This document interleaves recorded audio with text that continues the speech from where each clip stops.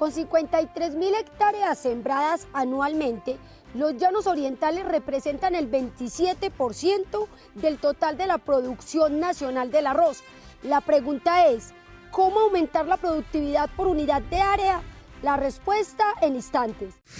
Mientras los Estados Unidos alcanzan a producir hasta 9 toneladas de arroz por hectárea y otros países de la región hasta las 8.5 toneladas, Colombia únicamente cosecha 5 toneladas en la misma unidad de área, según cifras de Indoarroz. Rendimientos que según los expertos se pueden incrementar mediante estrategias sencillas de fertilización. La nutrición de cultivos definitivamente juega un papel fundamental. Cambios pequeños en la forma de hacer fertilización seguramente nos van a ayudar a incrementar esos rendimientos promedio que se consideran un poco bajos. Las razones son muy sencillas. En primer lugar, porque un acertado plan de fertilización proyecta plantas más fuertes y vigorosas, capaces de resistir en mayor medida desde adversidades climáticas hasta el ataque de plagas y de enfermedades. Es muy importante garantizar un elemento como el calcio, que usualmente lo relacionamos con una mayor fortaleza de las paredes celulares o de los tejidos de la planta, y esto, digamos, puede actuar como incluso como una barrera de carácter físico que va a dificultar mucho más la entrada de ciertos patógenos. Cada micro y macroelemento tienen una función específica. Son alrededor de 16 nutrientes. El nitrógeno es quizás el elemento más importante en términos de cantidad, porque es uno de los mayores determinantes del rendimiento del arroz. Sin embargo, está comprobado que una fertilización balanceada que incluya no únicamente nitrógeno, sino un buen balance entre fósforo y potasio, elementos secundarios y micronutrientes, va a ser clave para poder mantener esos rendimientos. El mayor indicador de que se ha hecho la fertilización suficiente en el cultivo es la etapa de llenado de los granos. Una de las funciones específicas del potasio es garantizar la movilización de azúcares desde las hojas hacia los órganos reproductivos, en este caso, por ejemplo, la espiga.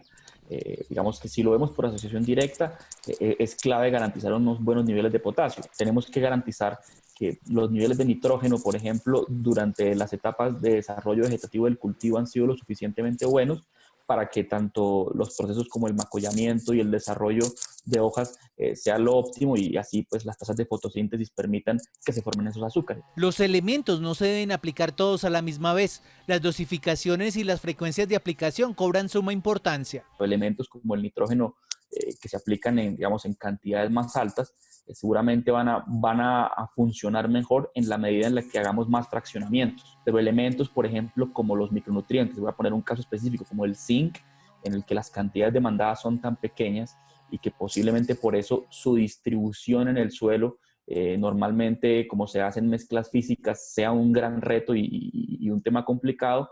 Requieren que las aplicaciones se hagan por vía foliar para garantizar que la planta va a poder tener esas pequeñas cantidades del elemento. Consideramos que por lo menos hacer 4 fraccionamientos que empezaran a partir de la siembra, y quizás avanzando un poco en el estado vegetativo 25 días después de siembra, 35 días después y quizás hasta los 50 días después de siembra, para garantizar que durante las etapas de máximo macollamiento previas a la transición de la iniciación de la espiga floral, pues estamos suministrando los nutrientes. Los planes de fertilización deben ser también acordes a las condiciones de la zona. Hay departamentos del país donde el cultivo es secano. Allí incluso los agricultores dependen de las lluvias para realizar sus riegos, situación que hace que el cultivo solo pueda recibir 2 a 3 fertilizaciones durante su ciclo.